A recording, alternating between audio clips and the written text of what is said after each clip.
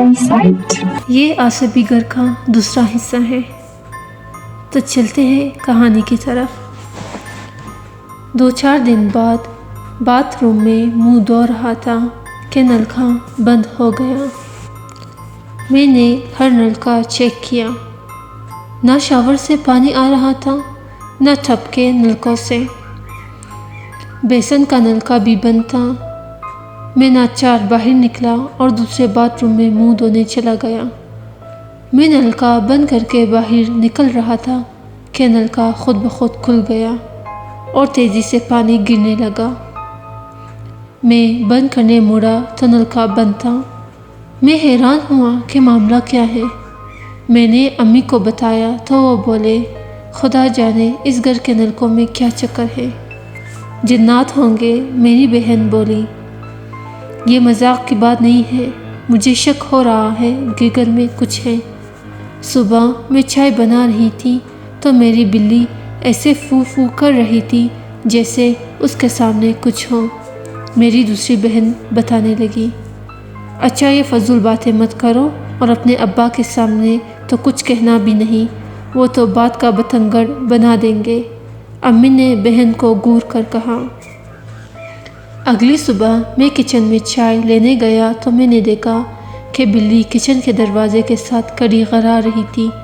اس کے جسم کا ایک ایک بال کھڑا ہوا تھا، دم پھولی ہوئی تھی، اور وہ اپنے سامنے دیکھ دیکھ کر اس طرح آوازیں نکال رہی تھی جیسے کسی چیز سے خوف زدہ ہو۔ میں نے اچھی طرح ادھر ادھر دیکھا مگر کچھ نظر نہیں آیا۔ بہن کچن میں کھڑی یہ سب دیکھ رہی تھی۔ مجھے دیکھ کر بولی، دیکھا بھیا، بلی کو دیکھا کیسے کر رہی تھی، حالانکہ آس پاس کوئی کتا بھی نہیں ہے جسے دیکھ کر یہ ایسے فو کرتی ہے، نہ کوئی اور جانور، مگر خدا جانے اسے کیا نظر آ رہا ہے۔ بہن کی اس بات میں صداقت تھی۔ مجھے کچھ خوف محسوس ہوا۔ بھیا پانی بھی نہیں ہے، وہ بولی۔ کیا؟ صبح امی نے تو مشین چلائی تھی اور ٹینکی اوور فلو ہو گئی تھی۔ میں نے حیران ہو کر کہا۔ آپ خود دیکھ لیں۔ اس نے نلکا کھول کر دکھایا، واقعی پانی بند تھا۔ پھر سارے گھر کے نلکے چیک کیے، کہیں بھی پانی نہیں تھا۔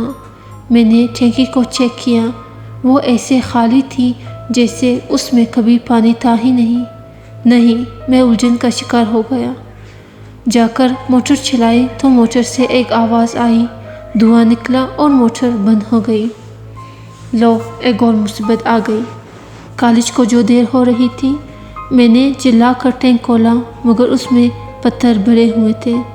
پہلے تو آنکھوں پر یقین نہیں آیا، بھاگ کر امی کو بلایا، انہوں نے بھی تصدیق کی کہ ٹینک میں پانی کے بجائے پتھر بھرے ہوئے ہیں۔ امی پریشان ہو گئے۔ میں برابر والے پلیٹ سے پانی بھر کر لایا۔ یوں سب نے منہ ہاتھ دھویا اور روزمرہ کے کاموں میں مصروف ہو گئے۔ دوپہر کو گھر آیا تو ابھی تک سب یہی باتیں کر رہے تھے۔ میں نے بے خیالی میں ہاتھ دھونے کو نلکا کھولا تو پانی آ رہا تھا۔ میں حیران ہو کر چلایا، امی پانی آ رہا ہے۔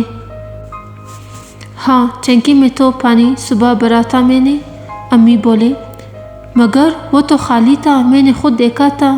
میں نے بتایا۔ تمہیں غلط فہمی ہو گئی ہوگی، امی نے کہا۔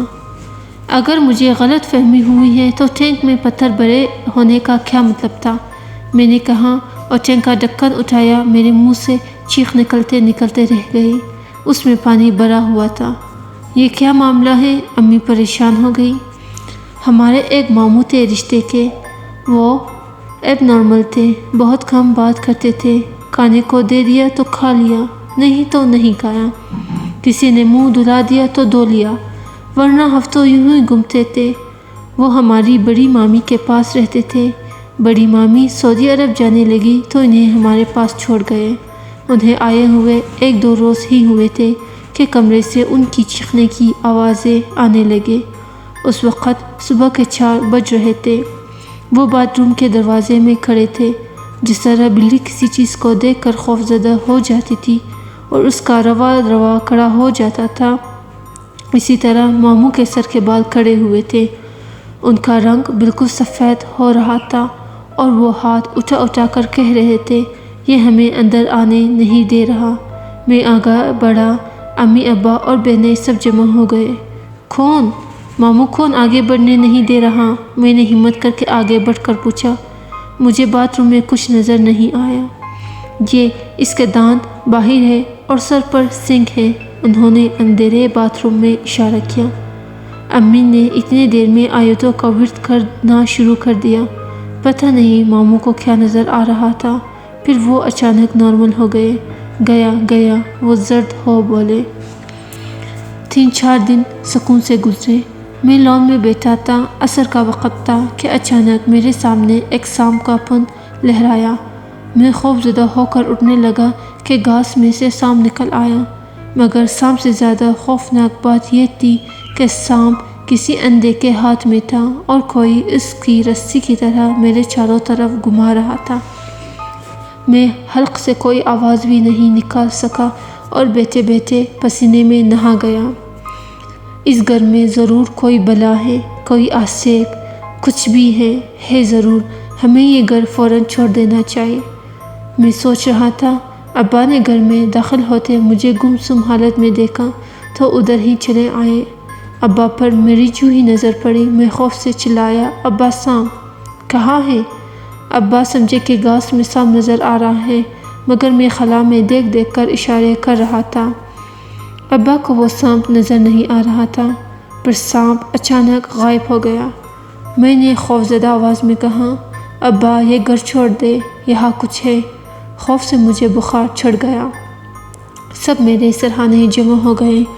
امی پٹ پٹ کر پونگنے لگی۔ ابا بے یقینی کے انداز میں بڑبڑائے، اور لو خوبصورت مکان، تمہیں اور تمہاری امی کو شوق تھا۔ آج بھی آفس میں ایک آدمی نے بتایا ہے کہ شہر میں ایک گھر موجود ہے، مگر تم لوگ وہاں کیوں جانے لگے؟ میں ابھی تک خوف زدہ تھا، لگتا تھا پھر میرے سامنے کوئی سانپ لہرانے لگے گا۔ میں بولا، نہیں ابا ہم چلیں گے۔ امی اور بہنیں میرے ماتھے پر بھیگی پٹیاں رکھ رہی تھی، ان میں سے کوئی بھی کچھ نہ بولا۔ امی تو بالکل خاموش تھی۔ بہت جلد ہم نے سامان پیک کرنا شروع کر دیا۔ جس دن ہم آخری کمرے کا سامان پیک کر رہے تھے، اس دن گیٹ پر امی کو ایک خاتون ملی۔ ان کے ساتھ ان کا بیٹا بھی تھا۔ وہ اس گھر کے سامنے رکنا نہیں چاہ رہے تھے۔ انہیں یہ بھی خبر نہیں تھی کہ ہم لوگ شفٹ ہو کر رہ رہے ہیں۔ وہ امی سے کہہ رہی تھی، بہن سچ پوچھئے تو مجھے اس گھر سے بڑا ڈر لگتا ہے۔ میرا بیٹا مجھے زبردستی لایا ہے۔ یہ کہتا ہے خواہ مخواہ اس گھر کو بدنام کیا ہوا ہے۔ چل کر دیکھے 2 ماہ سے لوگ اس میں موجود ہیں، کسی کو کچھ نہیں ہوا۔ کیوں، اس گھر کے بارے میں کیا مشہور ہے؟ میں نے پوچھا۔ بیٹا اس گھر میں کبھی کوئی 1 ہفتے سے زیادہ نہیں ٹکا۔ حد تو یہ ہے کہ مالک مکان بھی نہیں رہ سکے۔ وہ شہر میں دوسرے گھر میں رہتے ہیں، بار بار لوگوں کو دھوکے سے گھر کرائے پر دیتے ہیں، مگر یہ گھر آسیب زدہ ہے۔ اس کے ساتھ والے پلاٹ پر بھی سایہ ہے۔ جو لوگ یہ گھر بنوا رہے تھے 2-3 مزدوروں کی ہلاکت کے بعد ادھورا چھوڑ گئے۔ میرا بیٹا کہتا ہے یہ سب کہانیاں ہیں، مجھے زبردستی آپ سے ملوانے لے آیا ہے، مگر مجھے تو ابھی بھی ڈر محسوس ہوتا ہے۔ آپ کو ڈر نہیں لگتا کیا؟ امی ابھی جواب نہیں دے پائی تھی کہ چھوٹی بہن چیختی ہوئی باہر نکلی، امی سب نلکوں سے خون آ رہا ہے۔ امی اندر بھاگے، میں بھی اندر آیا۔ کچن کے بیسن میں خون بھرا ہوا تھا۔ جو بھی نلکا کھولتے پانی کے بجائے خون آ رہا تھا۔ خوف سے سب کا برا حال تھا۔ ہم لوگوں نے اسی دن اس خوبصورت گھر کو خدا حافظ کہہ دیا۔ بعد میں امی نے بتایا کہ ان کا پھر ارادہ بدل گیا تھا۔ انہوں نے ابو سے کہا تھا کہ کسی بزرگ سے حصہ کھنچوا لیتے ہیں، ایسا گھر پھر نہیں ملے گا، مگر شاید ان کے اس ارادے کی خبر اس گھر میں رہنے والے مخلوق کو ہو گئی تھی، اس لیے سب کو خون نظر آ رہا تھا اور ہم نے گھر چھوڑ دیا۔